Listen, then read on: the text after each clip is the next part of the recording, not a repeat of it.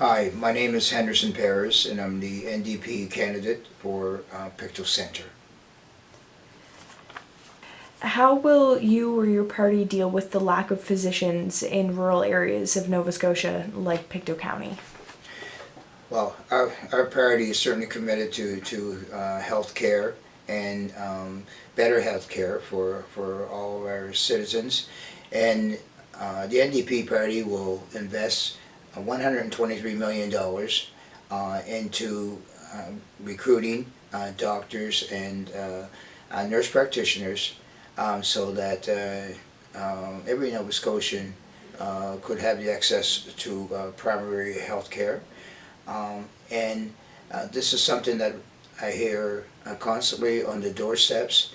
Probably the number one topic, actually, number one topics is that without having again access to family doctors is something that impacts everyone, and this certainly needs to be addressed. And we are the party that cares and will invest in that healthcare for sure. What will you or your party do to improve or restore access to mental health services in rural areas of Nova Scotia, like Pictou County? Yes, mental health care is certainly of high importance to the NDP party and to our platform. We recognize how critical it is to so many families in Nova Scotia needing that care, and so I know that we will certainly invest in services and access for mental health care in this province. And I, for one, if I become the MLA for Pictou Centre, I will work diligently to ensure that Pictou Centre citizens have the resources and the help that they need for themselves and for their families. What will you or your party do to make post-secondary education more accessible and more affordable? Well, we're a party, again, that cares about people. We care especially for young people going into post-secondary education, and so we realize the struggles and challenges that many families go through. So we would eliminate the tuition fees at Nova Scotia Community Colleges, and we would also take a 10% reduction in university tuition over a 4-year period. Again, so this would directly help the students concentrate more on their education, and certainly would assist their families in not having that burden. So we see it as a great incentive and a great benefit to the young people who need our assistance, and so we would be happy, more than happy to make that happen. How will you or your party improve the rural economy? The rural economy certainly in so many areas has had its set of challenges in many ways. We see it, our party views that every corner of our province needs to know that their government is working for them and with them. And so whether it's investing in road infrastructure, whether it's helping with the fisheries, agriculture, or aquaculture initiatives, we will be a willing partner and to assist our rural neighbors and our communities, and so that they can benefit as well, like any other area, and that they need to have the resources and the and the support systems that's needed. You know, as we look at so many areas of the rural Nova Scotia, whether it be, again, like in farming or forestry, we need to be cognizant of the fact that things have changed. Our demographics have changed, our communities are changing, younger people have desire, unfortunately, to move away, and so we need them to stay here, we need them to invest here, we need them to raise their families here. So again, we would take every step possible to see that the quality of life is well serviced for rural Nova Scotia. What is one thing that you think Pictou County needs? Pictou County certainly needs jobs. They need new businesses, new opportunities, rather be in the form of entrepreneurship, which has certainly been the transition, I guess, so to speak, of not only our areas but so many across this province and country.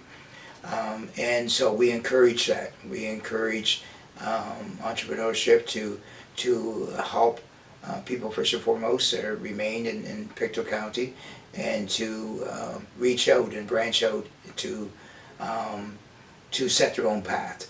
And they're successful and they're supported by residents and citizens, and then they have the potential to expand and to grow their business, and of course that means hire people. So so jobs and business attraction are certainly high on my priority list.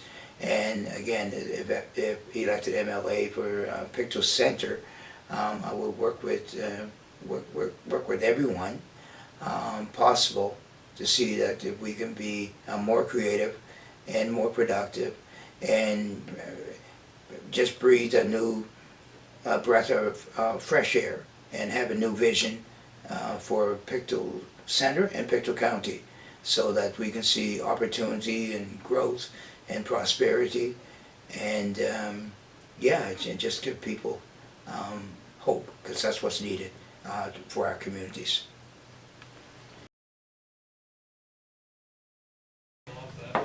Hi, my name is Jeff Davis. I'm the Liberal candidate in Pictou Centre. How will you or your party deal with the lack of physicians in rural areas of Nova Scotia, like Pictou County? Okay, excellent question. So, of the, between 3,000 and 4,000 doors I've knocked on so far in Pictou Centre, this is by far and away the most common issue that people will raise to me. If you don't have a doctor, you're going to tell a politician on your doorstep about that, right? So the government has a plan, which I very much agree with, to train more local physicians to actually practice here in the province. So we've got lots of smart people here, lots of great students. They go off and study medicine, in different parts of Canada and the world. And I think we need to make it easier for them to live and work and practice here at home. I think we've seen that a number of doctors who moved to the community from elsewhere have come in, but they don't stay that long. Maybe they're looking for more of a metropolitan experience, or maybe maybe their spouses don't find a good social life and they're out of here.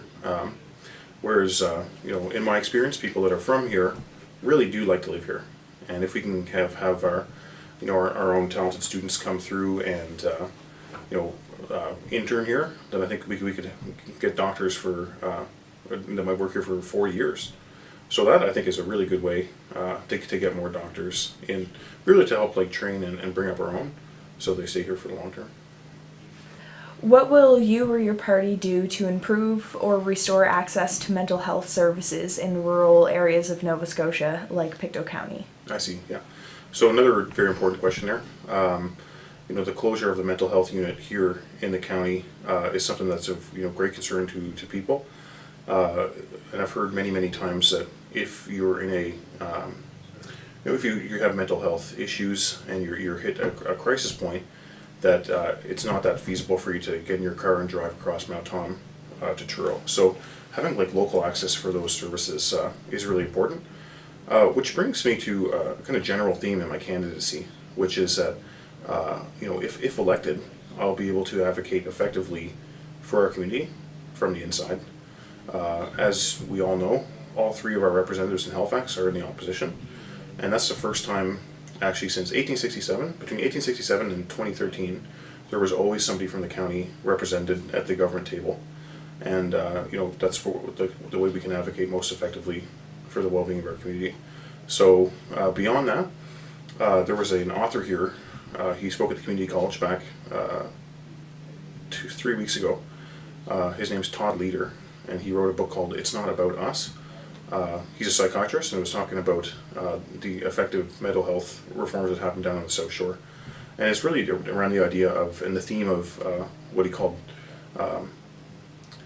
patient-focused care, where it's really all about what's best for that individual, helping them get back to a good state of mind. So he believes in preventative mental health care. For a lot of people, if they go through a rough patch in their life, they need somebody to talk to, and that doesn't necessarily need to be a psychiatrist who's really involved with prescribing medications and so forth. Those are a different range of counselors and so forth that can help people maintain their mental health, and so that it doesn't have to be just when you reach a crisis point that you seek help. What will you or your party do to make post-secondary education more accessible and more affordable? Yeah. So I think that the general context we're in right now is that the higher skilled workforce we can have, the more we're going to benefit, right? So that would include, I think, really making sure that our young people have a good grasp of new technologies that really opens up a whole range of different opportunities for our community. I spoke at an event recently called the Virtual Job Fair, which was all about the opportunities in the area of teleworking, remote working, e-commerce, and so forth. Now, I think also we have to make sure that people that are getting to the post-secondary level, whether that's at college or university, are getting a good primary education and secondary education, because we have seen, I've read reports in the press that students that are entering university have more and more trouble writing essays and doing math and that sort of thing. So I think that we've got to make sure that our primary and secondary education is good. And also with regards to affordability, I'm really a big fan of a policy that has been used in Saskatchewan, which has certain parallels to what's going on here. For a long time, they were considered a have-not province. They had, the population was leaving, their young people were away and so forth. But they had a tax credit program, whereas if you stayed in the province after you graduated, then there'd be some of your debt forgiven through a tax credit. And that was set up in such a way that if you stayed there immediately after you finished school, then more of that would be forgiven. So that's something that I think is a good idea, and I would like to suggest to the government. How will you or your party improve the rural economy? Yeah, okay, that's a great question. So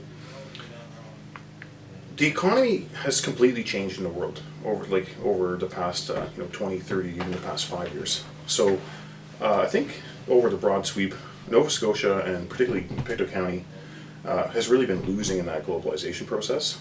But it's time for us to kind of get a little bit more creative and start coming up with some wins and ways that we can leverage new opportunities, right? So in the past, Nova Scotia and Pictou Centre has always been an exporter of goods, right? We had a very vibrant steel, industry. We built ships, hundreds, I think over 1,000 ships built in the East River. Tires, paper, pulp rather, lots of things. And I think that that export economy is really what's going to help bring wealth from outside, whether that's interprovincially or internationally, back into the system here, where we can spend it and it'll circulate around our local economy. So in the past, we've had a lot of very large employers that might come in with 1,000 jobs, 500 jobs at a time. But I'm concerned that that approach, we're putting all of our eggs in one or two baskets, right? And I think that it's really exciting to see that there are a lot of smaller export businesses that are coming up. And if we have, say, 50 companies hire 10 people each, then I think that gives a certain vigor and resistance to the economy, so that they can withstand any kind of shocks. Because if one of our major manufacturing employer leaves, that could have a crippling effect on the local economy. Whereas if we have more diversification, then we can resist shocks in the future. So there are a lot of things that are well suited to the rural economy. For one, I'm really pleased to see the growth of the craft beer and craft distilling industries. Right, that's something that we can make here. We can add value and then export that away as a way of bringing in money from outside. Similarly, I think there's a lot of new opportunities for exports of our fisheries products. There's a huge demand for all sorts of niche seafood in countries like Japan, Korea, and China. And I think that there's new opportunities for remarketing existing products to that area of the world. The final question. What is one thing you think Pictou County needs? The one thing Pictou County needs is more people. We need more young people. It's the sad truth is that I grew up on the west side of Glasgow, lived there up until I was 18, and the vast majority of people that I went to school with are not here. And there's lots of things lots of effects that has. For one, we don't get to see our families as much. Grandparents don't get to see their grandkids very often either. And then also, that has a real effect on the tax base. People between the ages of 28 and 40 are the ones that pay most of the tax, and most of those people who are from the community aren't here. So I think that's really, there was a single thing I'd like to accomplish by the time 4 years went around, if I have the honor of being sent to Halifax, would be to see a lot more young people come back here. I want Pictou County to be a place that has a future and a place that people want to come and raise their families. So I think a lot of our issues that we're experiencing now are kind of rooted in that lost generation that I'd like to call home. Hello, my name is Pat Dunn, and I'm the candidate for Pictou Centre for the PC party. How will you or your party deal with the lack of physicians in rural areas of Nova Scotia, like Pictou County? That particular topic has been on our agenda through our caucus meetings for the past 2 years. We are going to pursue a very aggressive approach to entice doctors to come to Nova Scotia, and in particular come to Nova Scotia for underserviced areas. We are prepared to spend $13.5 million to use in collaboration with Doctors Nova Scotia, with the Nova Scotia Health Authority, and of course other health officials that are in the front lines. So over the past few years, I've been very disappointed with the fact that a family doctor that's retiring, that may have 2,500 to 3,000 patients, they're not able to sell their practice to a new doctor coming out of university. And I know that the new model of collaborative practice is a good one. I also believe that there's room also for the traditional practice of a family doctor. And in my case, I have a couple, I have a son and a daughter that are in med school. One that is graduating on May 30th, actually, the day of the election in Montreal. But again, we intend to pursue a very aggressive program to bring doctors in, along with changing the credit allotment for doctors that have and students that are studying abroad, like down the Caribbean, at Saba and so on. Going to make it a little easier for them to get their license to practice not only in Nova Scotia but also across the country, but in particular Nova Scotia.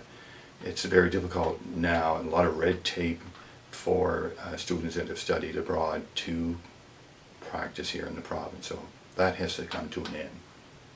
What will you or your party do to improve or restore access to mental health services in rural areas of Nova Scotia, like Pictou County? One of our top priorities is mental health.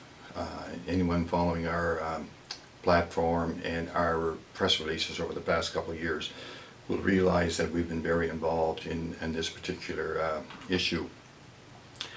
As a former educator, I've visited many schools across the province, from the South Shore to Sydney. One of the main issues, if not the top priority for personnel in our schools, is mental issues. Having the proper trained people to address the issues that children are bringing into our schools.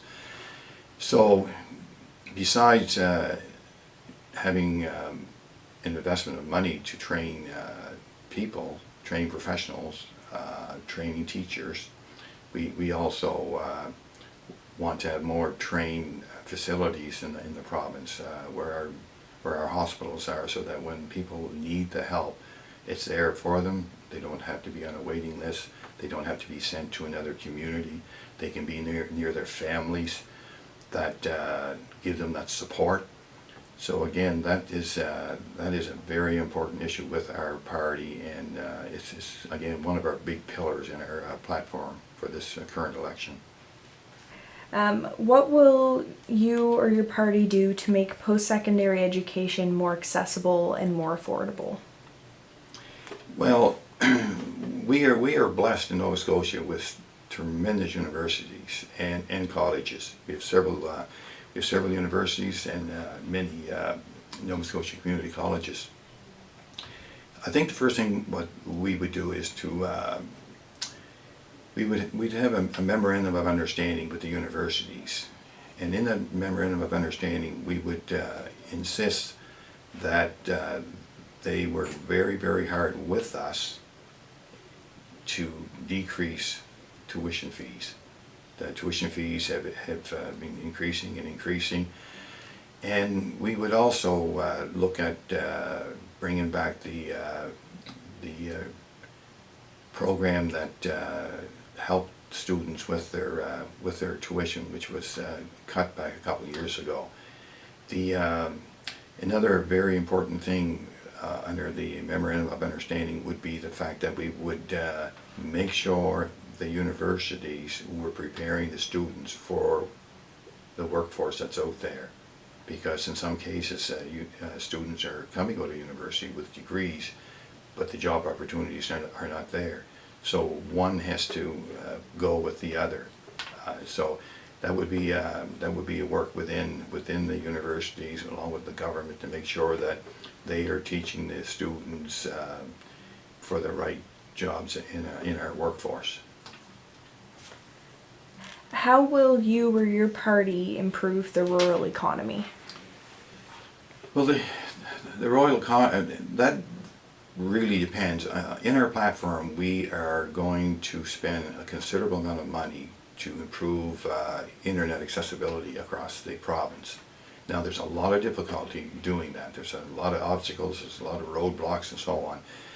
But I think it's the responsibility of a government to make everyone in the province, or giving everyone in the province that particular service, because so many people could be working from their homes throughout the province if they have that benefit of being able to go to a computer, high-speed internet. So again, we are going to invest in that and work with the companies that are involved in providing that service. And although it's been going on for a number of years, it's a very gradual, slow thing. But I think that is one key to improving the economy in the rural areas. Another one is, you know, I think it's time that we try to entice some technology companies in, which is, you know, your young, youthful entrepreneurs that like to be involved in that kind of work. But not to forget our traditional industries like fishing, forestry, and agricultural. And we are going to enhance those areas. And we look at our fishing industry it's growing with leaps and bounds, with in particular lobster that we have been sending over to countries like Japan and China and so on. So we certainly are going to also look at our small businesses, because small businesses are the backbone of our province, and we are going to introduce a tax relief for our small businesses.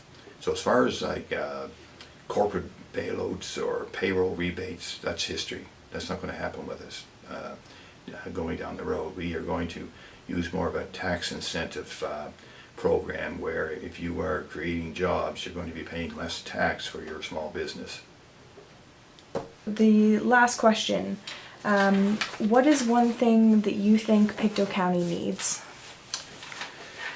Well, Pictou County, again, we are in the last number of years in somewhat of a,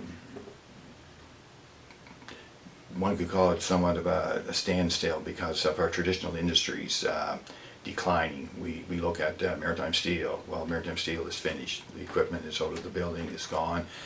The Trenton facility, former rail car plant, the equipment in there was removed back in 2010. Korean company came in, and that was short-lived. And of course, there's rumors that there may be a green energy company going in. But I believe that there has to be special attention given to small businesses that are in Pictou County. And as I mentioned before, small business, they are the backbone of this province. If this province is going to grow, the economy is going to grow, then we have to step forward, help the small businesses through lower taxes, so that they have more dollars in their pockets, so that they can provide better services, so they can hire more people. And enhancing technology for our area certainly will enhance the economy, and also hopefully bring back many of our youth that have to go to other places to work. And I have 6 children, and none of them are working in Pictou County. Several of them are involved in technology and in the health fields across the not only this country but in California. So if we can provide the proper setting, for youth to come back to get meaningful jobs, I think these investments will be very worthwhile because of our aging population. We need younger people working to provide the tax dollars that are going to provide the services for our aging population.